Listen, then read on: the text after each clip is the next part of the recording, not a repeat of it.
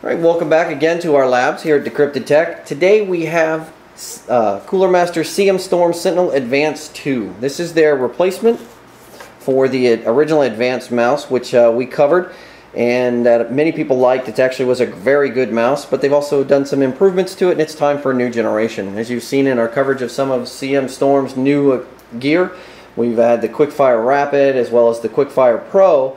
And we've got some additional product from them coming out that we'll be giving you some more information on and telling you exactly what our opinion is on how they function and how well they work in the market.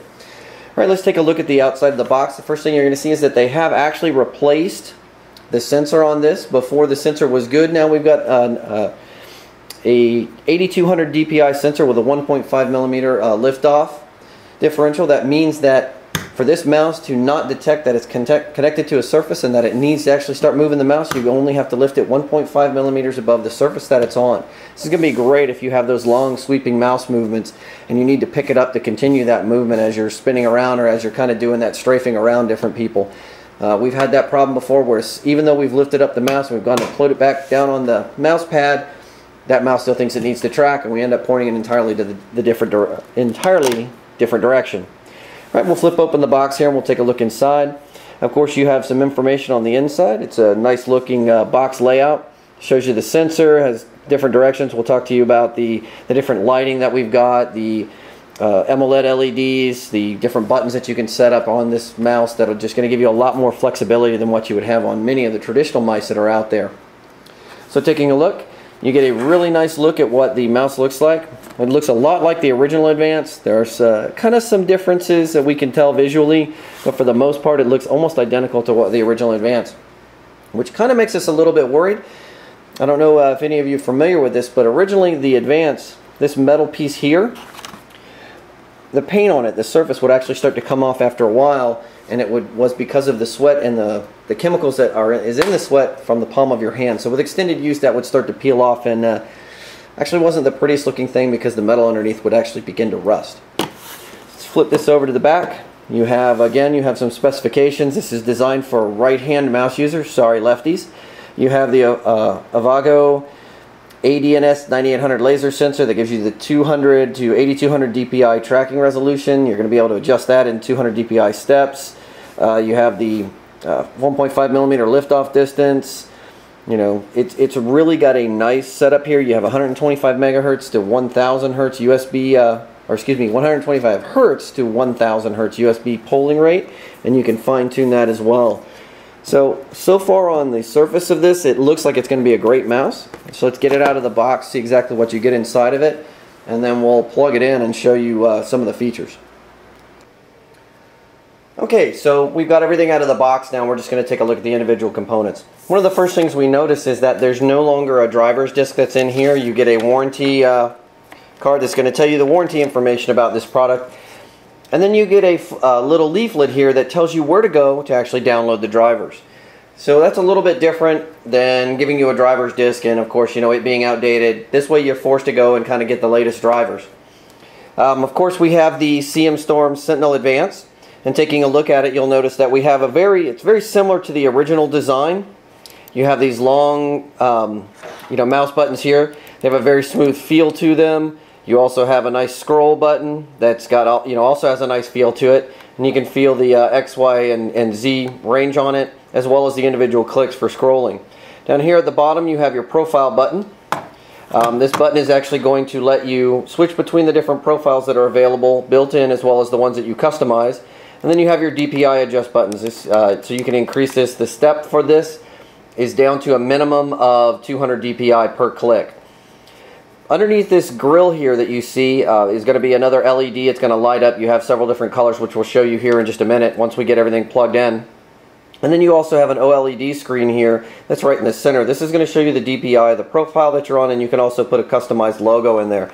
Very similar to what you could do with the original Sentinel Advanced, but this is supposed to allow you also to do it full screen.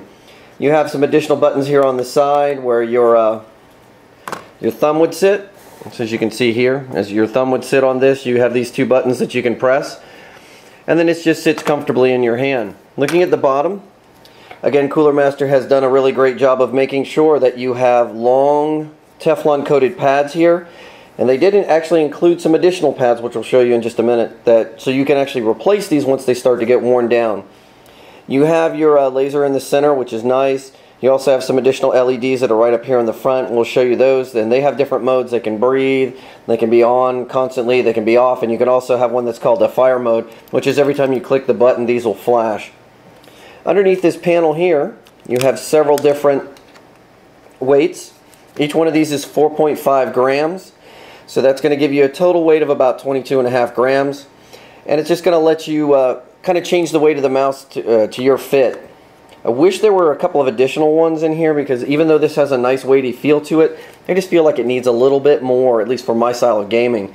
Removing the weights for me, of course, is not an option, but you can take each one of these out, and that's just going to give you, free up some weight, let you move it around a little bit easier if you want. Each one is about the size of a battery. So we'll get that put back in. This is nice, and it's different than Logitech's implementation where they had a cartridge that slid in and out. So again, that's just a brief, quick look at this. Of course, they've gone with their traditional braided cable. This one bends a little bit more, so it's got a little bit more flexibility than what we've seen in the keyboards when we showed you the Quickfire Rapid and the Quickfire Pro.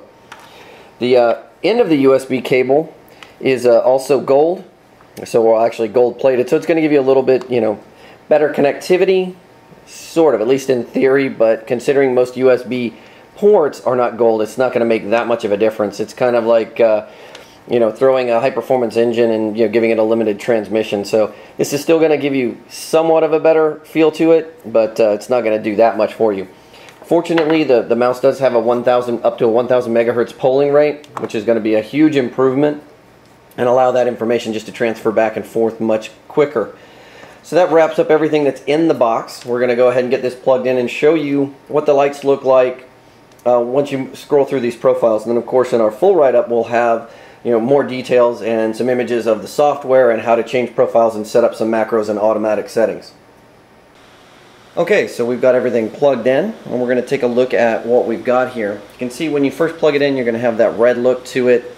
You've got your Y and X axis as far as the mouse speed, and then you have the CMStorm logo that's going to be right there. Again, you push this button here and it's going to change your different color. It's moving between different profiles that are built into the mouse. With the software, you'll be able to actually change all of this. And you can manually change it here, as you can see, by just clicking these buttons. And go all the way up to 8200 DPI, which is pretty precise as far as a mouse goes. Alright, we'll cycle through some more of the colors. You see we have you have blue, you have a nice green color, you have a purple, you have a lighter blue, sort of a turquoise, and then you're back to red. So again, it's a nice mouse. You have different buttons and functions that are going to come with it, and of course you have these individual profiles that allow you to choose between different colors on the mouse. This is in addition to the colors here. As you see, we talked about these headlights. Those headlights there on the front are actually going to change color as well. So I'll show you that as we cycle through them. You have your blue, your light blue, your red, and then going back through all of your different colors. So again, that about wraps it up for just the basic features and the coverage of the CMStorm Sentinel Advanced 2. There is one additional thing that we do want to cover here. It kind of slipped our mind, is that one of the nice things about the original Advanced, and that's brought over to the Advanced 2, and we're seeing it in some of the other CMStorm gaming products, such as their Quickfire range and their mechanical keyboards, is that there's memory built into this system. Built into this mouse here is a 128 kilobytes of memory that's going to allow you to store these profiles.